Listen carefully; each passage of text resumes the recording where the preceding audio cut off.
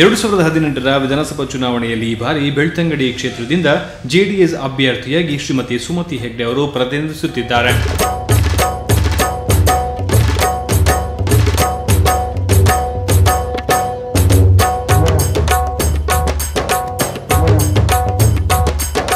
ನನ್ನನ್ನು ಬೆಳ್ತಂಗಡಿ ಕ್ಷೇತ್ರಕ್ಕೆ MLA seat ಕೊಟ್ಟು ಮೇಲಿಂದ ಮತ್ತೆ ಬೆಳ್ತಂಗಡಿಯಿಂದ ಪ್ರತಿಯೊಬ್ಬರು ಸಹ ನನಗೆ ಸಪೋರ್ಟ್ ಮಾಡಿ ಒಂದು ಸೀಟು ಮಾಡಿ ಕೊಟ್ಟದಕ್ಕೆ ಫಸ್ಟಿಗೆ ನಾನು ಅವರಿಗೆಲ್ಲ ನನ್ನ ಹೆಮ್ಮೆಯ ಶುಭವನ್ನು ಕೋರ್ತೇನೆ. ಹಾಗೆ ಈ ಬೆಳ್ತಂಗಡಿಯಿಂದ ನನಗೆ ಎಲ್ಲಿ ಹೋದರೂ ಫೀಲ್ಡಲ್ಲಿ ಪ್ರತಿಯೊಬ್ಬರ ಬಾಯಲ್ಲಿ ನನ್ನ ಅಮ್ಮನ ಮೊದಲನ ಒಂದು ಕೆಲಸ ನೋಡಿ ಗುಲಾಬಿ ಗರ್ದಿಯ ಮಗಳ ಅಂತ ಹೇಳುವಂಥ ಒಂದು ಪ್ರೋತ್ಸಾಹ ತುಂಬ ಇದೆ.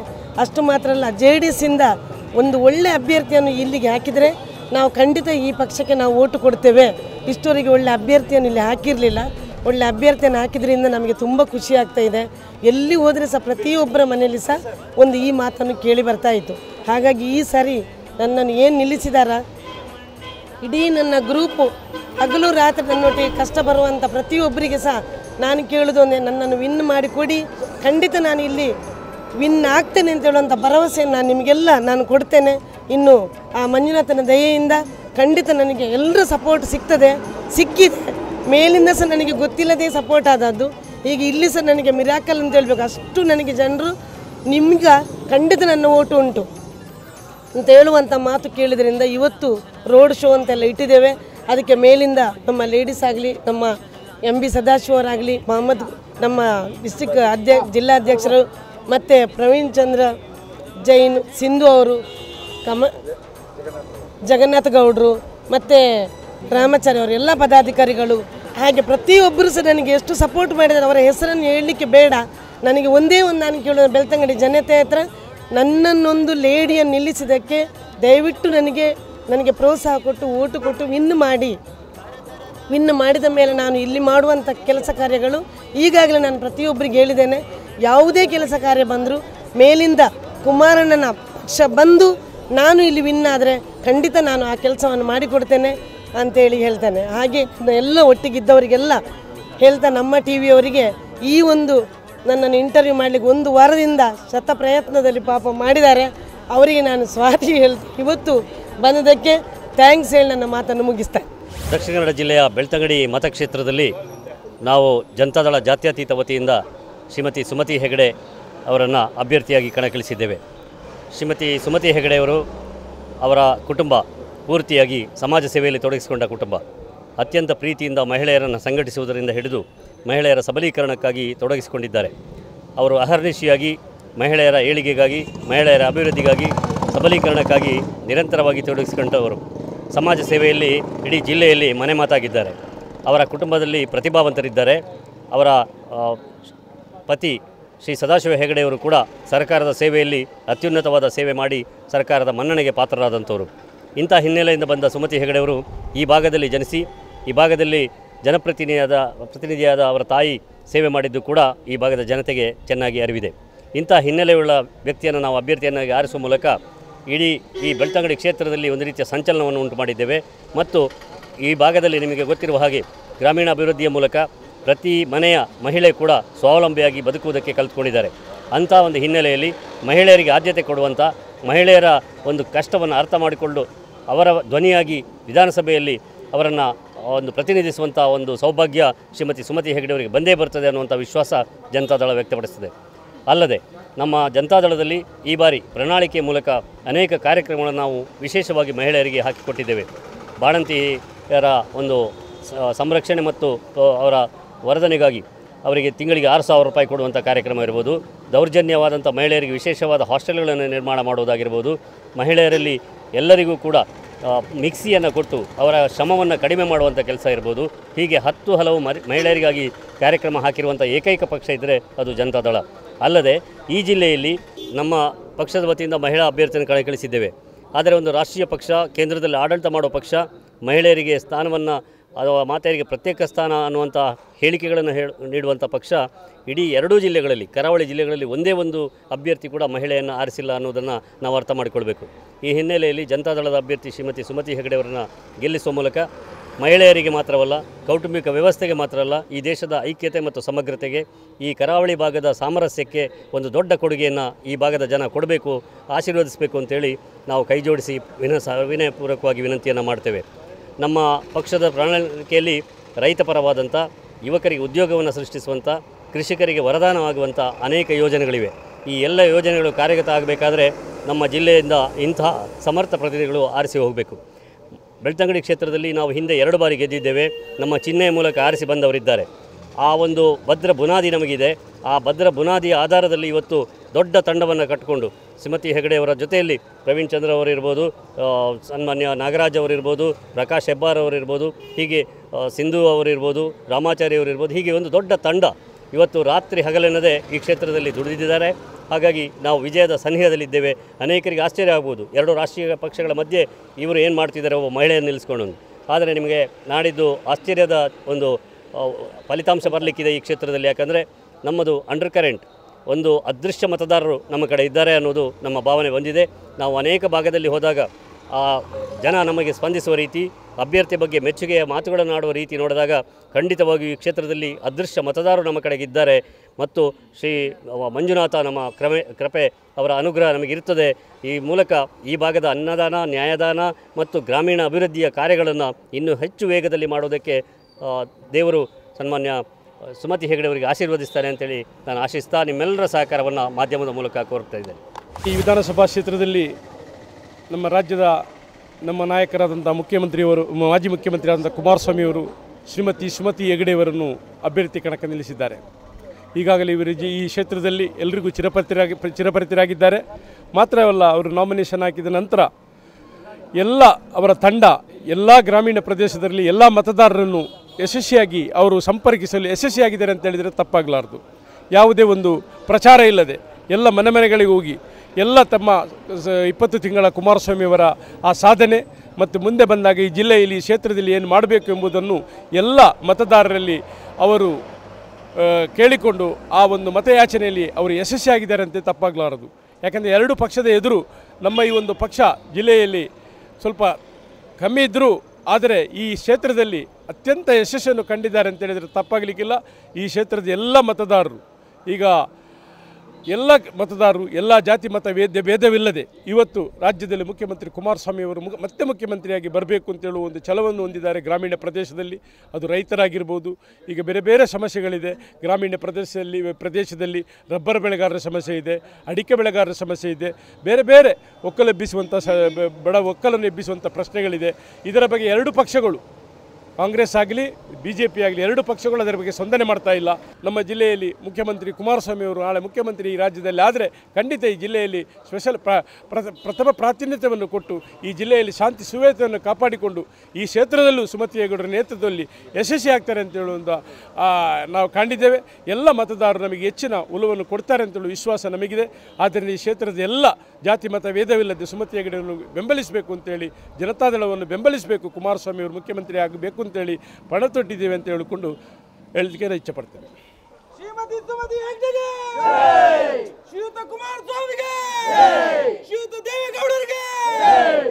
ನಮ್ಮ ಬೆಳ್ತಂಗಡಿ ವಿಧಾನಸಭಾ ಕ್ಷೇತ್ರದಲ್ಲಿ ಬಹಳಷ್ಟು ಅಭಿವೃದ್ಧಿ ಕಾರ್ಯಗಳು ಕುಂಠಿತಗೊಂಡಿದೆ. ಪ್ರಾಮುಖ್ಯವಾಗಿ ನ್ಯಾಷನಲ್ ಹೈವೇ, ರಾಷ್ಟ್ರೀಯ ಹೆದ್ದಾರಿ, ರಾಜ್ಯ ಹೆದ್ದಾರಿಗಳು ಬಹಳಷ್ಟು ನಿಕೃಷ್ಟ ಸ್ಥಿತಿಯಲ್ಲಿವೆ.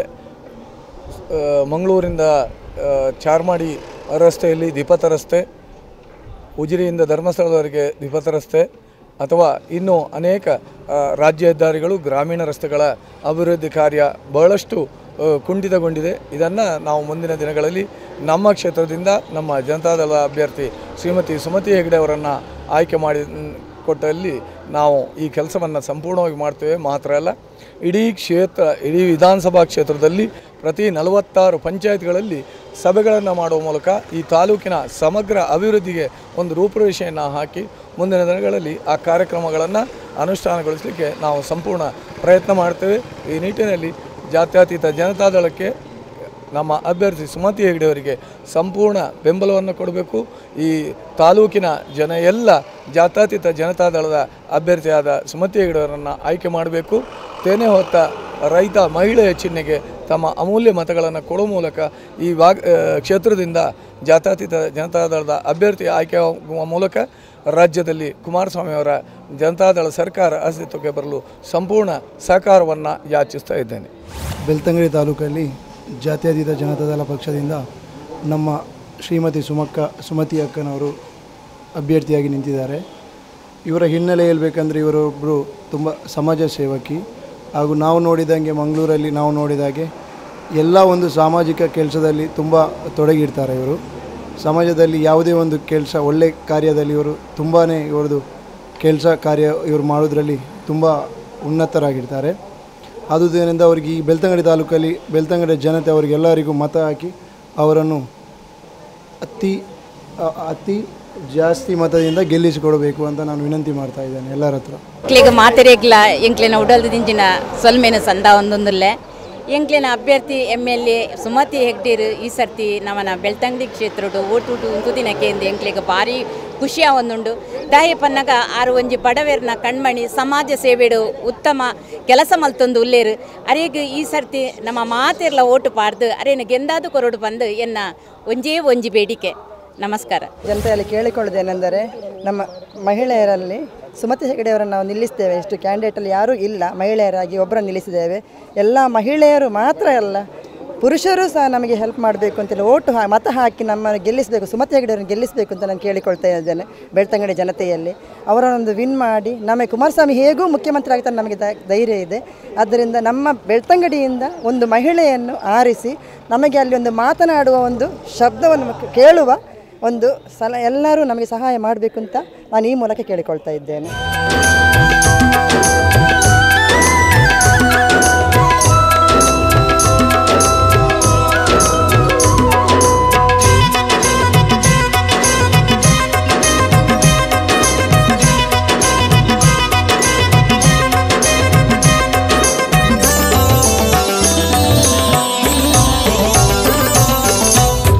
ಪಕ್ಷದ ಲಾಂಛನವೇ ತೆನೆ ಹೊತ್ತ ರೈತ ಮಹಿಳೆ, ಈ ಪಕ್ಷದ ಲಾಂಛನವೇ ತೆನೆ ಹೊತ್ತ ರೈತ ಮಹಿಳೆ, ನಾವೆಲ್ಲ ಒಟ್ಟಿಗೆ ಸೇರಿ ಓದೋಣ ಜಯ ಕಹಳೆ.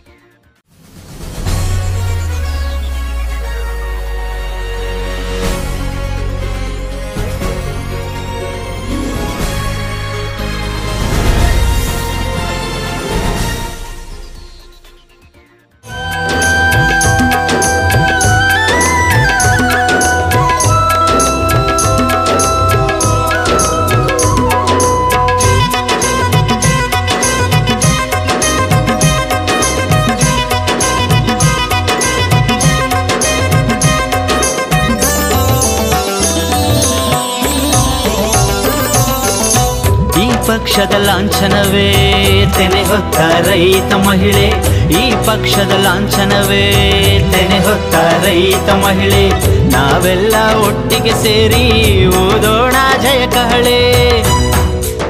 ಎಲ್ರಿಗೂ ನಮಸ್ಕಾರ. ಯಾವಾಗಲೂ ಮನೋರಂಜನೆ ಅನ್ನುವಂತಹ ಕಾರ್ಯಕ್ರಮದ ಬಗ್ಗೆ ಮಾತ್ರ ಹೆಚ್ಚಿನ ಒಂದು ಪ್ರಾಧಾನ್ಯತೆಯನ್ನು ಕೊಡುವಂಥ ನಾನು ರಾಜಕೀಯ ಕ್ಷೇತ್ರ, ರಾಜಕೀಯ ಪಕ್ಷ ಅಥವಾ ಅದರ ಚರ್ಚೆಯನ್ನು ಮಾಡುವಂಥದ್ದು ತುಂಬ ಕಡಿಮೆ. ಆದರೆ ಇವತ್ತು ಬಹಳ ಹೆಮ್ಮೆಯಿಂದ ಒಂದು ಅಭ್ಯರ್ಥಿಯ ಬದಿಯಲ್ಲಿ ನಿಂತ್ಕೊಂಡು ಕ್ಯಾಂಪೇನಿಗೆ ಹೋಗುವಂಥ ಒಂದು ಸಂತೋಷ ನನ್ನ ಪಾಲಿಗೆ ಬಂದಿದೆ. ಮೇಯಲ್ಲಿ ಮದರ್ಸ್ ಡೇ ಅಂತ ಹೇಳ್ತಾರೆ, ಅದಕ್ಕೆ ಸರಿಯಾಗಿ ನನ್ನ ತಾಯಿಗೆ ಕೊಡುವಂಥ ಒಂದು ಸಪೋರ್ಟಿಗೆ ನನಗೆ ತುಂಬ ಸಂತೋಷವಾಗಿ ಇವತ್ತು ಅವ್ರ ಜೊತೆ ಇಲ್ಲಿ ಬೆಳ್ತಂಗಡಿ ಕ್ಷೇತ್ರದಲ್ಲಿ ಅವರನ್ನು ಅಭ್ಯರ್ಥಿಯಾಗಿ ಎಲ್ರಿಗೂ ಇಂಟ್ರೊಡ್ಯೂಸ್ ಮಾಡುವಂಥ ಒಂದು ಹೆಮ್ಮೆಯೊಂದಿಗೆ ಎಲ್ಲರ ಜನರ ಬೆಂಬಲದೊಂದಿಗೆ ಹೋಗ್ತಾ ಇದ್ದೀವಿ. ಮೇ 12ರಂದು ಆಗುವಂತಹ ಒಂದು ಇಲೆಕ್ಷನ್ನಲ್ಲಿ ಬೆಳ್ತಂಗಡಿ ಕ್ಷೇತ್ರದಲ್ಲಿ JDS ಪಕ್ಷದಿಂದ ಮಹಿಳಾ ಅಭ್ಯರ್ಥಿಯಾಗಿ ನನ್ನ ತಾಯಿ ಸುಮತಿ S ಹೆಗಡೆ ಅವರು ಕಂಟೆಸ್ಟ್ ಮಾಡ್ತಾ ಇದ್ದಾರೆ. ತುಂಬ ಸಂತೋಷ. ಯಾಕೆಂದರೆ ಕಲಾಕ್ಷೇತ್ರ ಆಗಿರ್ಬೋದು, ಸಾಮಾಜಿಕ ಕ್ಷೇತ್ರ ಆಗಿರ್ಬೋದು, ವಿದ್ಯಾಭ್ಯಾಸಕ್ಕೆ ಕೊಡುವಂತಹ ಒಂದು ಬೆಂಬಲ ಆಗಿರ್ಬೋದು ಅಥವಾ ಸಾಂಸ್ಕೃತಿಕ ವೇದಿಕೆ ಆಗಿರ್ಬೋದು, ಯಾವ ಕ್ಷೇತ್ರದಲ್ಲೂ ಕೂಡ ಅವರೊಂದು ಇಟ್ಟ ಹೆಜ್ಜೆಯನ್ನು ಯಶಸ್ಸಿನತ್ತ ಒಂದು ತೆಗೆದುಕೊಳ್ಳುವಂಥ ಒಂದು ಕರೇಜ್ ಅಥವಾ ಒಂದು ಡಿಟರ್ಮಿನೇಷನ್ ಇರುವಂಥ ಒಂದು ಮಹಿಳೆ. ಹೆಚ್ಚಿನದ್ದು ನಾವು ಯಶಸ್ಸನ್ನು ಪಡೆದೀವಿ ಅಂತ ನಾನು ಹೇಳಿದರೆ ಅದು ಹೆಚ್ಚಿನದು ನನ್ನ ತಂದೆ ತಾಯಿಯಿಂದ ಬಂದಿರ್ಬೋದು. ಹಾಗೆ ಬಹಳ ಸಂತೋಷದಿಂದ ಅವರನ್ನು ಇವತ್ತು ಇಲ್ಲಿ ಅಭ್ಯರ್ಥಿಯಾಗಿ ನಿಮ್ಮೆಲ್ಲರ ಮುಂದೆ ನಾವು ಇಂಟ್ರೊಡ್ಯೂಸ್ ಮಾಡ್ತಾ ಇದ್ದೇವೆ. ಜನರ ಬೆಂಬಲ ಕೂಡ ಅದೇ ರೀತಿಯಲ್ಲಿದೆ. ನಾವು ಫ್ಯಾಮಿಲಿ ಮೆಂಬರ್ಸ್ ಆಗಿರಲಿ ಅಥವಾ ಟೀಮ್ ಮೆಂಬರ್ಸ್ ಆಗಿರಲಿ ಅಥವಾ JDS ಪಕ್ಷದ ಕಾರ್ಯಕರ್ತರು ಮಾತ್ರವಲ್ಲದೆ ಈಗ ಜನರಲ್ಲಿ ಹೋಗಿ ನಾವು ಅಪ್ರೋಚ್ ಮಾಡುವಾಗ ಅವರ ರೆಸ್ಪಾನ್ಸ್ ಕೂಡ ತುಂಬ ಉತ್ತಮವಾಗಿದೆ. ಅದೇ ರೆಸ್ಪಾನ್ಸನ್ನು ಇಟ್ಕೊಂಡು ನಾಡ್ದು ಬರುವಂಥ ಇಲೆಕ್ಷನಿಗೂ ಕೂಡ ನಿಮ್ಮ ಅಮೂಲ್ಯವಾದ ಮತವನ್ನು JDS ಪಕ್ಷಕ್ಕೆ ಸುಮತಿ ಎಸ್ ಹೆಗಡೆ ಅವರಿಗೆ ಹಾಕಿ ಅಂತ ಕೇಳ್ಕೊಳ್ತಾ ಇದ್ದೇವೆ. ಮೇ 12ಕ್ಕೆ ನಮ್ಮೆಲ್ಲರ ಒಂದು ಹಕ್ಕು ಮತದಾನ. ಆ ಮತದಾನವನ್ನು ಮಾಡಿ ಹಾಗೂ ಬೆಳ್ತಂಗಡಿ ಕ್ಷೇತ್ರದಲ್ಲಿ ಮಾಡುವಂಥ ಮತದಾರರು ನೆನಪಿನಲ್ಲಿ ಇಟ್ಕೊಳ್ಳಿ, ಬಹಳ ಉತ್ತಮವಾದಂತಹ ಕ್ಯಾಂಡಿಡೇಟ್. ನಿಮ್ಮ ಫ್ಯೂಚರ್ ಹೊಸ ವಿಭಿನ್ನವಾದಂಥ ಶೈಲಿಯಲ್ಲಿ ರೂಪುಗೊಳ್ಳಬೇಕಾದ್ರೆ ಬೆಳ್ತಂಗಡಿ ಕ್ಷೇತ್ರದಲ್ಲಿ ಸುಮತಿ ಎಸ್ ಹೆಗಡೆ ಅವರಿಗೆ ನಿಮ್ಮ ಅಮೂಲ್ಯವಾದ ಮತವನ್ನು ಕೊಡಿ ಅಂತ ಕೇಳ್ಕೊಳ್ತಾ ಇದ್ದೀನಿ. Thank you so much. ತಾವು ಮಂಗಳೂರಿನವರಾಗಿದ್ದು ಈ ಚುನಾವಣೆಯಲ್ಲಿ ಬೆಳ್ತಂಗಡಿ ಕ್ಷೇತ್ರವನ್ನು ಪ್ರತಿನಿಧಿಸುತ್ತಿದ್ದೀರಿ. ಇದಕ್ಕೆ ಕಾರಣವೇನೋ? ತಮ್ಮ ರಾಜಕೀಯ ಹಿನ್ನೆಲೆಯ ಬಗ್ಗೆ. ನನಗೆ ರಾಜಕೀಯದ ಹಿನ್ನೆಲೆ ಅಂದರೆ ನನ್ನ ಅಮ್ಮ ರಾಜಕೀಯದಲ್ಲಿ ಇದ್ದರು. ಬೆಳ್ತಂಗಡಿ ತಾಲೂಕಲ್ಲಿ ಜಿಲ್ಲಾ ಪರಿಷತ್ ಮೆಂಬರ್ ಆಗಿ ಒಳ್ಳೆ ಕೆಲಸ ಮಾಡಿ ಅವರಿಗೀಗ 89 ವರ್ಷ ಆದರೆ ಸಹ ಅವರಿಗೆ ಮನೆಗೆ ಬಂದು ಅವರ ಪ್ರಶಸ್ತಿಗಳನ್ನು ಅವರಿಗೆ ಕೊಡುವವರು ಈಗಲೂ ಇದ್ದಾರೆ. ಹಾಗೆ ಅದನ್ನು ನೋಡಿದಾಗ ನನಗೆ ಆಯಿತು, ಎಷ್ಟೋ ಲಯನ್ಸ್ಗಳಲ್ಲಿ ಸಮಾಜ ಸೇವೆ ಮಾಡಿ ಬೇಕಾದಷ್ಟು ಅವಾರ್ಡ್ಗಳನ್ನು ತಗೊಂಡಿದ್ದೇನೆ. ಆದರೂ ರಾಜಕೀಯದಲ್ಲಿ ಬಂದು ಬೆಳ್ತಂಗಡಿ ಕ್ಷೇತ್ರದಲ್ಲಿ ನಾನೊಂದು MLA ಆದರೆ ಮಾಡುವಂಥ ಕೆಲಸ ತುಂಬ ಇದೆ ಅಂತ ಹೇಳುವಂಥ ಒಂದು ಆಶೆಯಿಂದ ರಾಜಕೀಯಕ್ಕೆ ಬಂದಿದ್ದೇನೆ. ನಾನು ಮಂಗಳೂರಲ್ಲಿ ಇದ್ದದಂದರೆ ನಮ್ಮ ಹಸ್ಬೆಂಡ್ ಜಾಬಲ್ಲಿ ಇದ್ದದ್ರಿಂದ ಮಂಗಳೂರಲ್ಲಿದ್ದೇನೆ. ನನ್ನ ನಿಜವಾದ ಮನೆ ನಿಟ್ಟಡೆಗುತ್ತು. ನಿಟ್ಟಡೆಗುತ್ತಲ್ಲಿ ನಂದು ತೋಟ, ಮನೆ, ಜಾಗ ಎಲ್ಲ ಸಹ ಇದೆ. ಪ್ರತಿ ವಾರ ಸಹ ಹೋಗಿ ನಾನು 2 ದಿವಸ ನಿಂತು ಬರೋದಿದೆ. ಈಗಂತೂ ನಾನು ಬೆಳ್ತಂಗಡಿಯಲ್ಲೇ ಮನೆ ಮಾಡಿ ನಿಂತಿದ್ದೇನೆ. ಇದರಲ್ಲಿ ವಿನ್ನಾಗಿ ನಾನು ಆದ ಮೇಲೆ ಖಂಡಿತ ಬೆಳ್ತಂಗಡಿಯಲ್ಲಿ ಮನೆ ಸಹ ತಗೊಳ್ಳೋದು ಅಂತ ನಿರ್ಧಾರ ಮಾಡಿದ್ದೇನೆ. ಈ ಚುನಾವಣೆಯಲ್ಲಿ ತಮ್ಮ ಪಕ್ಷದ ಪ್ರಣಾಳಿಕೆಯ ಪ್ರಮುಖ ವಿಷಯ ಯಾವುದು? ಈ ಸರಿ ಕುಮಾರಣ್ಣ ವಿನ್ ಆಗೋದು ಖಂಡಿತ. ಹಾಗಾಗಿ ಅವರು ಕೊಟ್ಟಂಥ ಪ್ರಣಾಳಿಕೆಯಲ್ಲಿ ಒಂದು ತಿಂಗಳಿಗೆ 5,000 ಆಗಿ 70 ವರ್ಷ ಆದವರಿಗೆ ಒಂದು ಕೊಡುವಂಥ ಅಂಶ ಇದೆ. ಇನ್ನೊಂದು ಡೆಲಿವರಿ ಆದ ಹುಡುಗಿಯರಿಗೆ ಅವರಿಗೆ ತಿಂಗಳಿಗೆ 6,000 ಆಗಿ 36,000. ಇನ್ನು ಅವರು ಮುಖ್ಯಮಂತ್ರಿಯಾಗಿ 24 ಗಂಟೆ ಒಳಗೆ ಸಾಲ ಮನ್ನಾ ಅಂತ ಹೇಳುವಂಥದ್ದು ಕೃಷಿಕರಿಗೆ ಮತ್ತು ಪ್ರತಿಯೊಬ್ಬರಿಗೆ ಸಹ ಇರುವಂಥ ದೊಡ್ಡ ಸಂತೋಷದ ವಿಷಯ. ಯಾಕೆಂದರೆ ಸಾಲ ಮಾಡಿಕೊಂಡು ಎಷ್ಟೋ ಜನ ಸುಸೈಡ್ ಮಾಡಿಕೊಂಡದನ್ನು ನಾವು ನೋಡ್ತಾ ಇದ್ದೇವೆ. ಅದಕ್ಕೆ ಪರಿಹಾರವೇ ಇಲ್ಲ. ಹಾಗೆ ಅಂಗವಿಕಲರಿಗೆ ಇಷ್ಟುವರೆಗೆ 500 ರೂಪಾಯಿ ಕೊಡ್ತಿದ್ರು. ನಮ್ಮ ಇದು ವಿನ್ನಾಗಿ ನಾನು ಸಹ ಮೇಲೆ ಬಂದರೆ ಪ್ರತಿಯೊಬ್ಬರ ಮನೆಗೆ ಸಹ ಅಂಗವಿಕಲರಿಗೆ 2,500 ಆಗಿ ಕುಮಾರಣ್ಣನೊಂದು ಕೊಡುಗೆ ಇದೆ. ಹಾಗೆ ಪ್ರತಿಯೊಂದು ಅಂಗನವಾಡಿ ಟೀಚರ್ನವರು ಎಷ್ಟೋ ಒಂದು ಚರ್ಚೆಗಳನ್ನು ಮಾಡಿ ಎಷ್ಟುವರೆಗೆ ಹೋಗಿದೆ ಅಂದರೆ ಖಾಲಿ ಸಂಬಳದ ಬಗ್ಗೆ 6 ತಿಂಗಳು 10 ತಿಂಗಳ ಸಂಬಳ ಕೊಡ್ತಾ ಇರಲಿಲ್ಲ. ಆದರೆ ಈಗ ಅವರಿಗೆ ತಿಂಗಳಿಗೆ 10,000 ಕೊಡುವಂಥದ್ದು ಕುಮಾರಣ್ಣನ ಒಂದು ಇದರಲ್ಲಿ ಉಂಟು. ಅದೊಂದು ನಮಗೆ ತುಂಬ ಸಂತೋಷದ ವಿಷಯ. 2 ರಾಷ್ಟ್ರೀಯ ಪಕ್ಷಗಳ ನಡುವೆ ಪ್ರಾದೇಶಿಕ ಪಕ್ಷದಿಂದ ಪ್ರತಿನಿಧಿಸುವ ತಾವು ಹೇಗೆ ವಿಭಿನ್ನವಾಗಿದ್ದೀರಿ? ಇಷ್ಟುವರೆಗೆ ಇಲ್ಲಿದ್ದದ್ದು ಕಾಂಗ್ರೆಸ್ BJP ಅಂತೇಳಿ ಮಾತ್ರ. ಆದರೆ ಏನು ಸದ್ದುಗದ್ದೆ ಇಲ್ಲದೆ ಪ್ರತಿಯೊಂದರಲ್ಲಿ ಸಹ ಭಾಳ ಕಷ್ಟಪಟ್ಟು ಯಾವುದೇ ಸ್ಟ್ರೈಕ್ ಮಾಡಿ ಎಲ್ಲದನ್ನು ಸಹ ಬೇಕು ಅಂತೇಳುವಂಥ JDSನ ತುಂಬ ಕಾರ್ಯಕರ್ತರು ಬೆಳ್ತಂಗಡಿ ಕ್ಷೇತ್ರದಲ್ಲಿ ಇದ್ದಾರೆ. ಆದರೆ ಈಗ ಬೆಳ್ತಂಗಡಿ ಕ್ಷೇತ್ರದಲ್ಲಿ ನಾನು ಬಂದ ಮೇಲೆ ಅವರೆಲ್ಲರೂ ಸಹ ನನಗೆ ಸಪೋರ್ಟಾಗಿ ನಿಂತು ಅದು 2 ಪಕ್ಷಗಳು ಏನೂ ಅಲ್ಲ JDS ನಂಬರ್ 1 ಅಂತ ಹೇಳುವಾಗೆ ತೋರಿಸಿಕೊಡ್ತೇವೆ ಅಂತ ಎಲ್ಲರ ಶ್ರಮ ಇಲ್ಲಿ ಇದೆ. ಈ ಬಾರಿಯ ಚುನಾವಣೆಗೆ ಸಿದ್ಧತೆ ಹೇಗೆ ಮಾಡಿಕೊಂಡಿದ್ದೀರಿ? ಈ ಸರಿ ಸಿದ್ಧತೆ ಅಂದರೆ ನಾನು ಯಾವಾಗ ಇಲ್ಲಿ ನಾಮಿನೇಷನ್ ಹಾಕಿದ್ದೇನೆ ಅದರ ಮೊದಲು ಸಹ ಕೆಲಸ ಮಾಡಿದ್ದೇನೆ. ಅದರ ಮೇಲಂತೂ ಬೆಳಿಗ್ಗೆ 7 ಗಂಟೆಯಿಂದ ರಾತ್ರಿ 11 ಗಂಟೆವರೆಗೆ ಮನೆ ಹೋಗಿ ಒಂದು ಎಲ್ಲ ಜನರನ್ನು ಸಹ ಆದಷ್ಟು ಮೀಟಾಗಿ ಪ್ರತಿಯೊಬ್ಬರ ಬಾಯಿ ಮಾತಲ್ಲಿ ಕೇಳ್ಕೊಂಡಂಥ ವೋಟರ್ಸ್ ನಮ್ಮ ಹತ್ರ ಇದ್ದಾರೆ.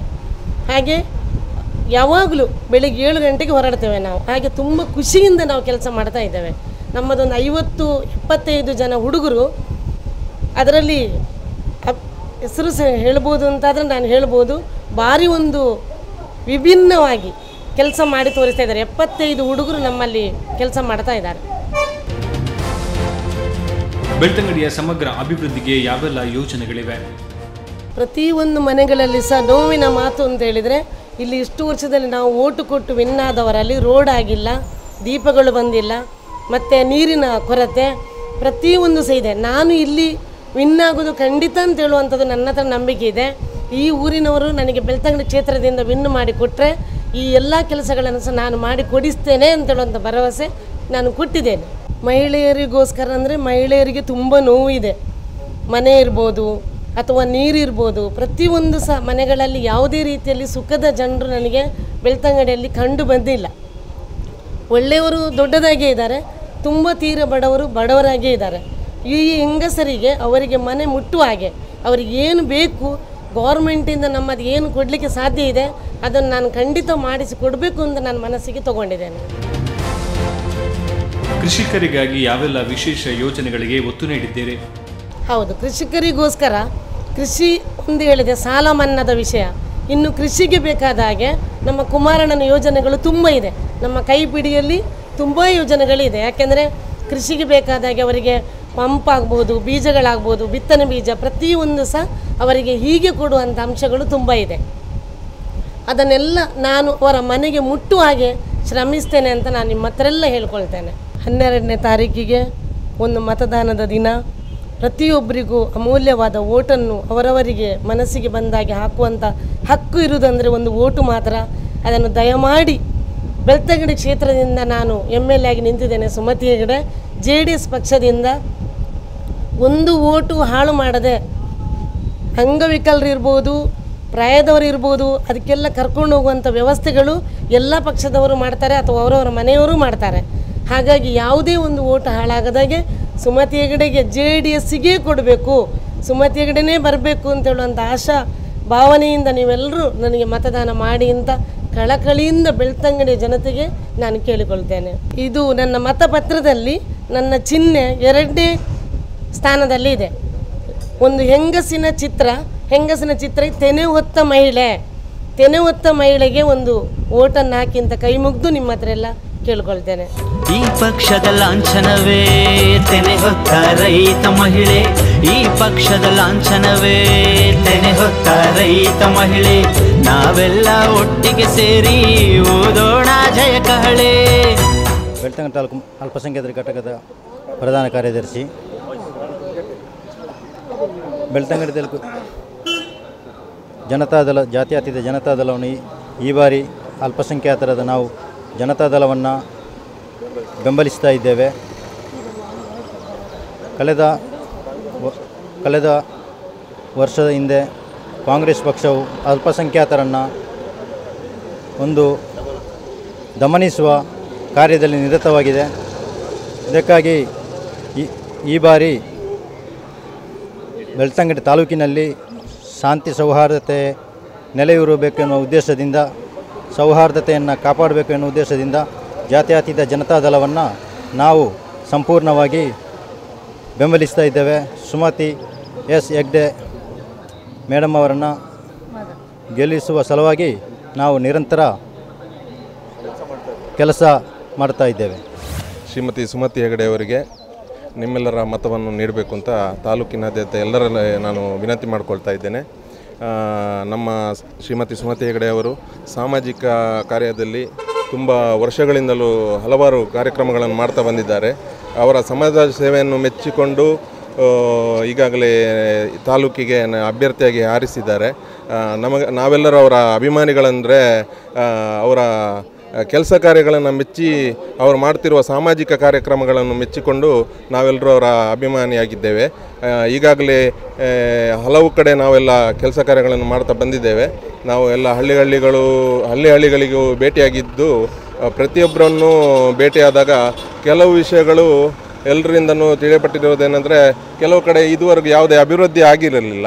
ಆದ್ದರಿಂದ ನಮ್ಮ ಶ್ರೀಮತಿ ಸುಮತಿ ಹೆಗಡೆ ಅವರು ಅವರು ಈ ಇದರಲ್ಲಿ ಜಯಗಳಿಸಿ ಬಂದರೆ, ನಮ್ಮ ಜಾತ್ಯತೀತ ಜನತಾದಳ ಅಭ್ಯರ್ಥಿಯಾಗಿ ಜಯಗಳಿಸಿ ಬಂದರೆ ಖಂಡಿತವಾಗಿ ಎಲ್ರಿಗೂ ಎಲ್ಲ ಕೆಲಸಗಳನ್ನು ಮಾಡಿಕೊಡ್ತೇನೆ ಅಂತ ಮಾತು ಕೊಟ್ಟಿದ್ದಾರೆ.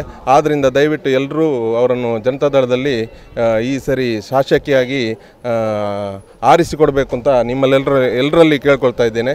ಬೆಳ್ತಂಗಡಿ ಕ್ಷೇತ್ರದ ಅಭ್ಯರ್ಥಿಯಾದಂಥ ಶ್ರೀಮತಿ ಸುಮತಿ ಹೆಗಡೆ ಇವರ ಮತಯಾಚನೆ ಕಾರ್ಯಕ್ರಮದಲ್ಲಿ ನಾವೀಗಾಗಲೇ ನಾಮಿನೇಷನ್ ಹಾಕಿದ ದಿವಸದಿಂದ ಇವತ್ತಿನವರೆಗೆ ನಾವು ಕೆಲಸ ಮಾಡಿದ ರೀತಿಯಲ್ಲಿ ನಮಗೆ ಸಿಕ್ಕಿದಂಥ ಅನುಭವ ಏನಂತ ಹೇಳಿದರೆ, ರಾಜಕೀಯ ಕ್ಷೇತ್ರದಲ್ಲಿ ಇಷ್ಟು ಒಂದು ಕಡಿಮೆ ಅವಧಿಯಲ್ಲಿ ಸುಮತಿ ಹೆಗ್ಡೆ ಅಂತ ಒಂದು ಅದ್ಭುತವಾದ ಒಂದು ಕ್ಯಾಂಡಿಡೇಟನ್ನು ಜನರು ಮೆಚ್ಚಿದ್ದಾರೆ. ಯಾವ ರೀತಿ ಅಂತ ಹೇಳಿದರೆ, ಖಂಡಿತವಾಗಿಯೂ ನಮ್ಮ ಸಮಾಜದಲ್ಲಿ ಉತ್ತಮವಾದ ಬದಲಾವಣೆ ಬೇಕು. ಆ ಬದಲಾವಣೆಗೋಸ್ಕರ ಖಂಡಿತವಾಗಿ ನಾವು ಸುಮತಿ ಹೆಗ್ಡೆ ಅವರನ್ನು ನಾವು ಗೆಲ್ಲಿಸ್ತಾ ಇದ್ದೇವೆ ಅಂತ ಹೇಳಿ ಅವರ ಮನಪೂರ್ವಕವಾದ ಮಾತು ಮನೆಯಲ್ಲಿಯೂ ನಮಗೆ ಕೇಳಿ ಬಂದಿದೆ. ಇದು ನಾವು ನಿಜವಾಗ್ಲೂ ಹೆಮ್ಮೆ ಪಡುವಂಥ ವಿಚಾರ.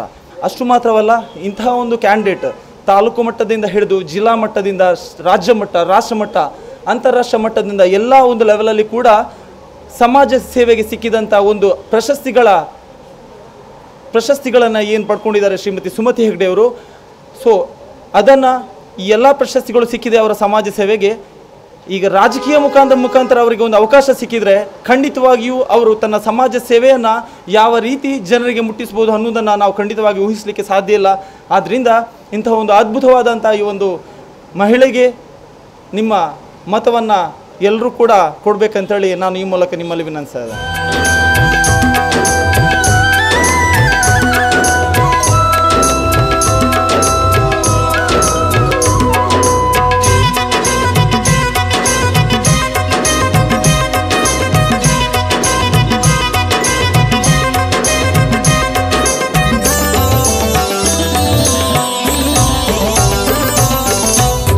ಪಕ್ಷದ ಲಾಂಛನವೇ ತೆನೆ ಹೊತ್ತ ರೈತ ಮಹಿಳೆ, ಈ ಪಕ್ಷದ ಲಾಂಛನವೇ ತೆನೆ ಹೊತ್ತ ರೈತ ಮಹಿಳೆ. ನಾವೆಲ್ಲ ಒಟ್ಟಿಗೆ ಸೇರಿ ಓದೋಣ ಜಯ ಕಹಳೆ.